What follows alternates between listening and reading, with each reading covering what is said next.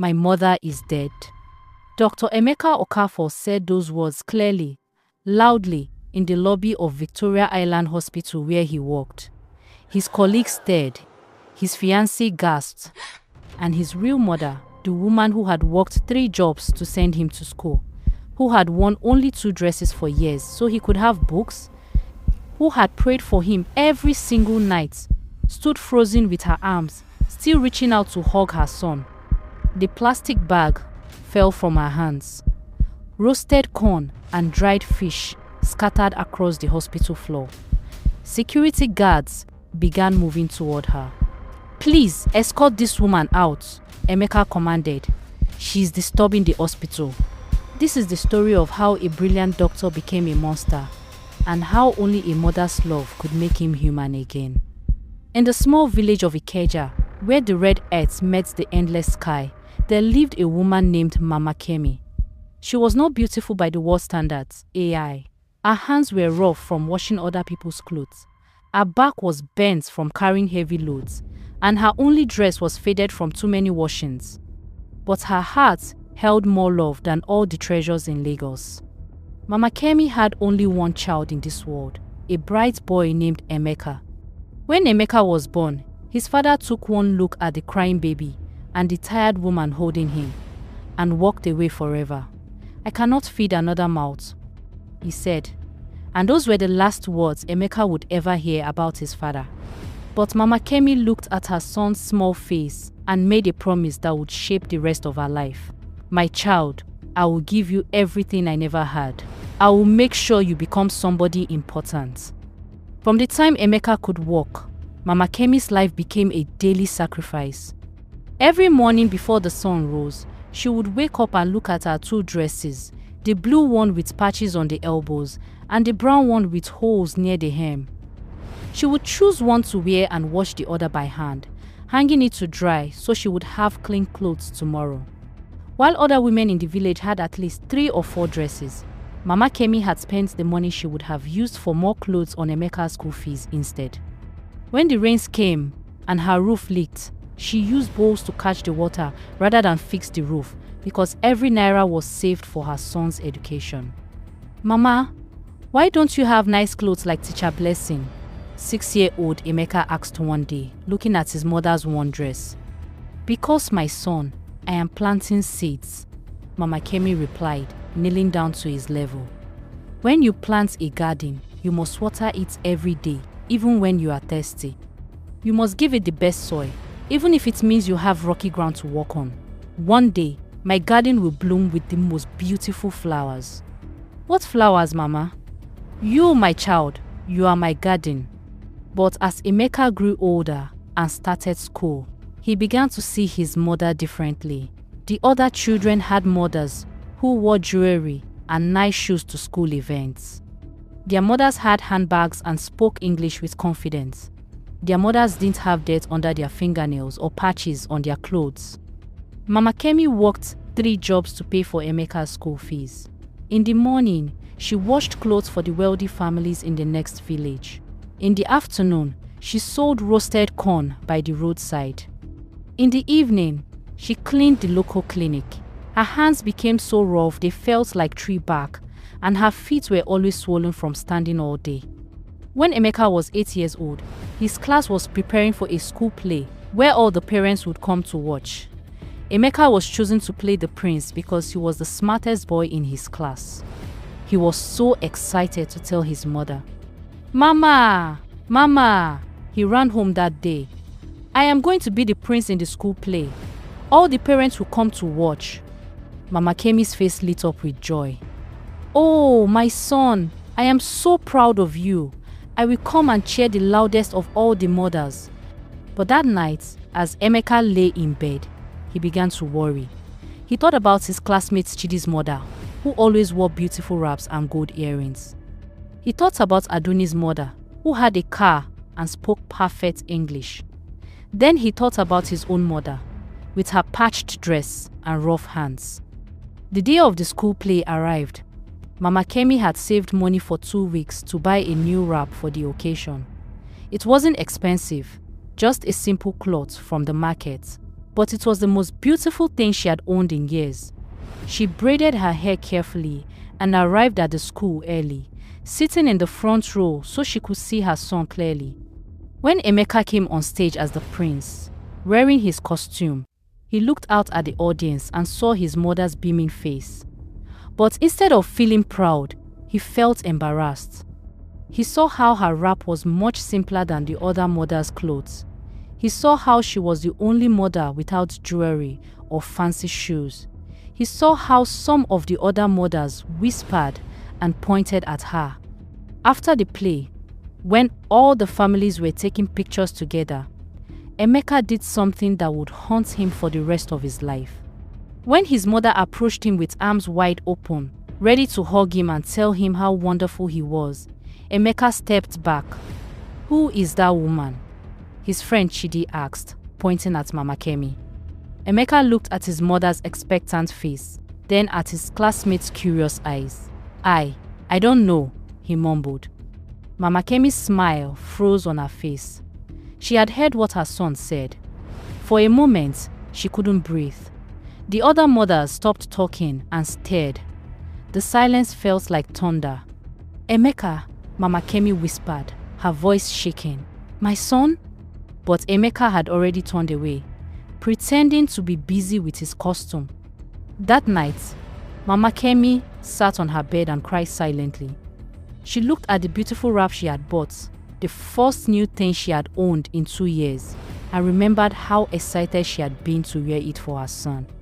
She thought about all the mornings she had gone hungry so Emeka could have breakfast. She thought about all the times she had worked extra hours so he could have new school books. "Maybe I am not good enough for him," she whispered to herself in the darkness. "Maybe he needs a better mother." But the next morning, she woke up before dawn as always, washed her 2 dresses as always, and prepared Emeka's breakfast with the same love as always. Because that's what mothers do. They love even when love is not returned. From that day forward, Emeka began to avoid being seen with his mother. When she came to pick him up from school, he would hide behind the building until she left, then walk home alone. When she tried to attend his school events, he would tell her the wrong date or time. When his teachers asked about his parents, he would say his mother was sick and couldn't come. Mama Kemi noticed these things, but she said nothing. She continued to sacrifice, continued to work, continued to pray for her son every night. She told herself that one day, when he was older, he would understand. One day, he would be proud of her.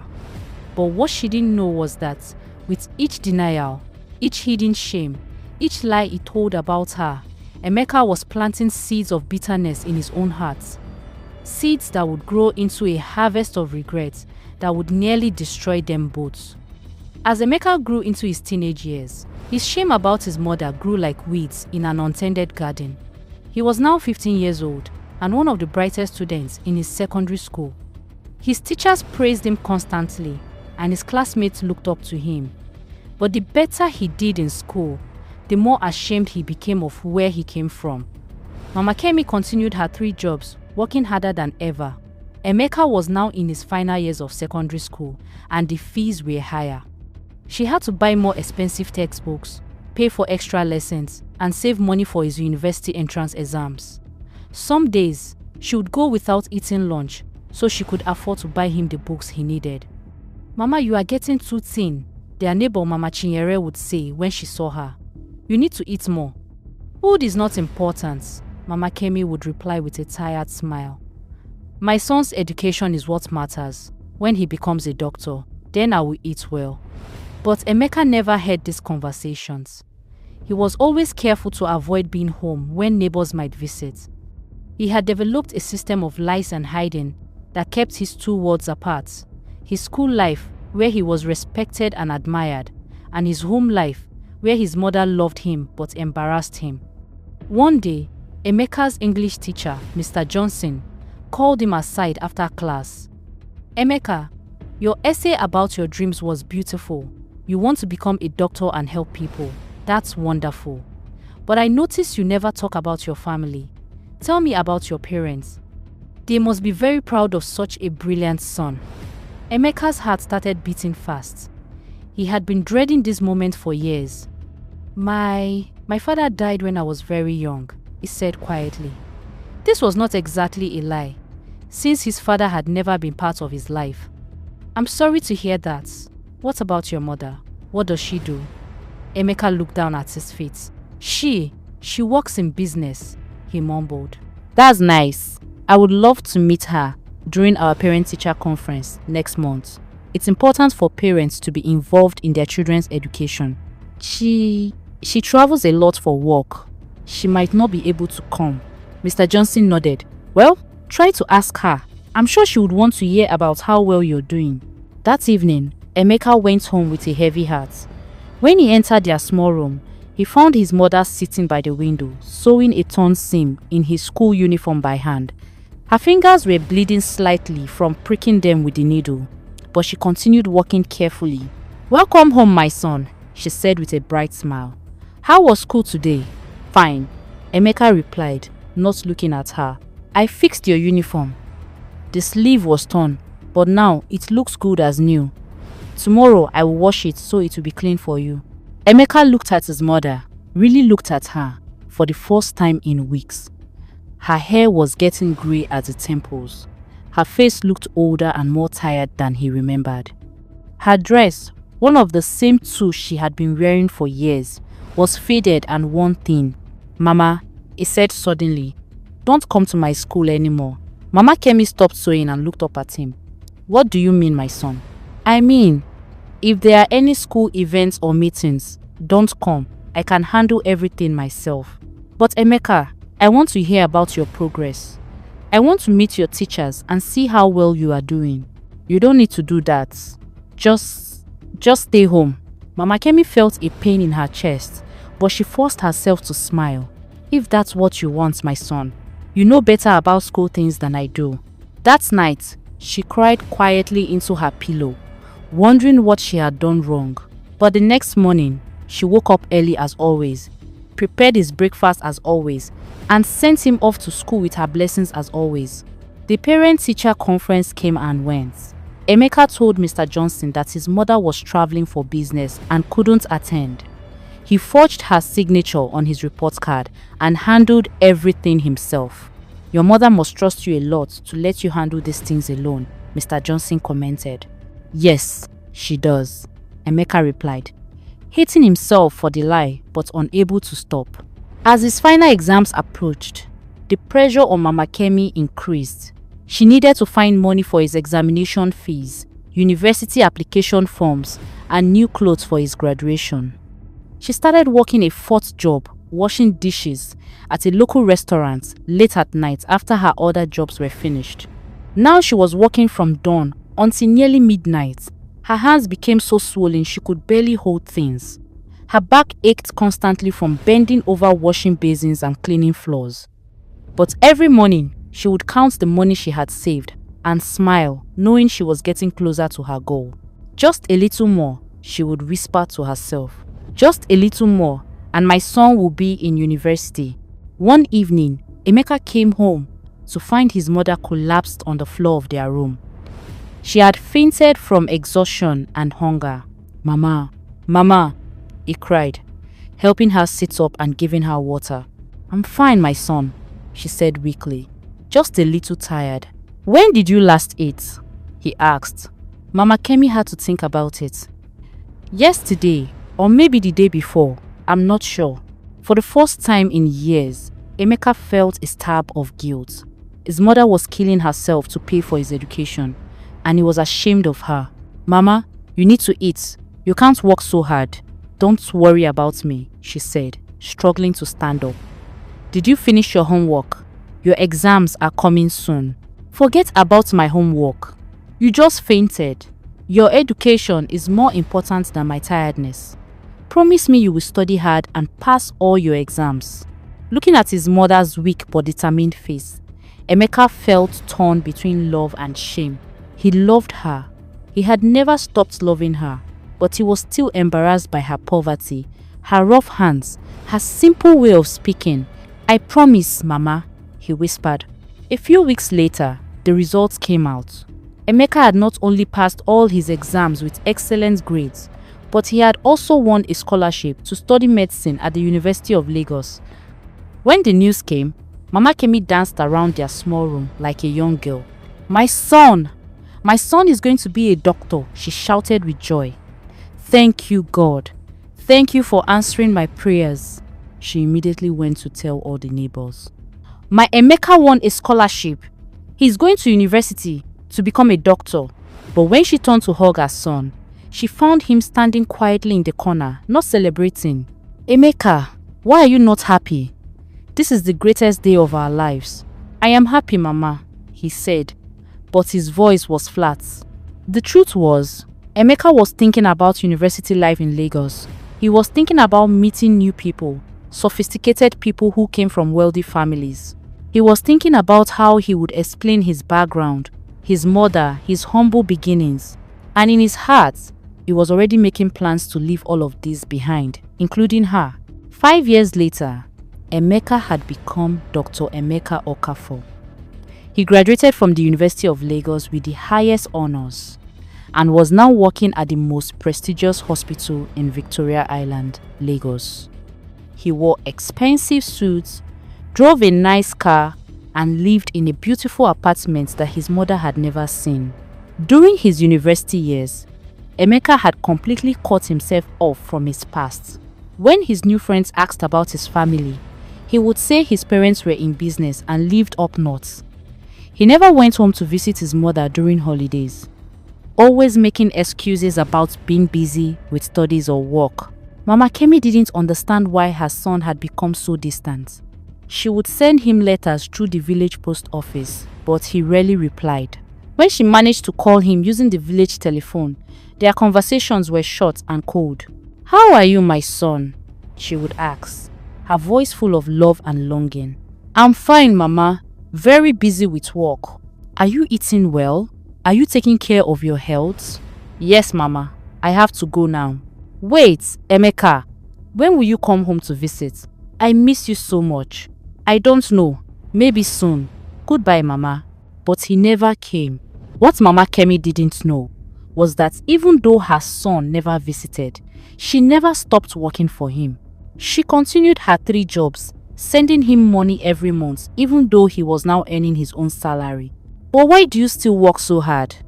Mama Chinyere asked her one day. "Your son is a doctor now. He should be sending you money, not the other way round." "A mother's work is never finished," Mama Kemi replied, packaging some dried fish and vegetables to send to Lagos. "He is still young and needs to save his money for his future. When he gets married and has children, then he can take care of me." She continued to wake up at dawn, continued to work until midnight, continued to go hungry, so she could send money to her son, who no longer needed it. But love doesn't use logic. Love just gives. Every night, Mama Kemi would kneel by her bed and pray for hours. "God, please bless my son. Keep him healthy and safe. Help him to be successful and respected.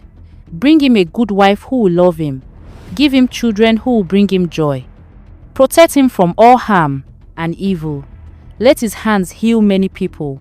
Make him the best doctor in all of Lagos."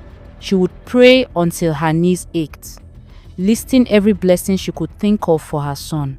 Sometimes she would fast for days, believing that her sacrifice would bring him more blessings. Meanwhile, in Lagos, Dr. Emeka was living a life his mother could never imagine. He attended fancy parties with other doctors and wealthy business people. He dated sophisticated women who wore designer clothes and spoke perfect English. He had completely recreated himself as a man from a good family with a proper background.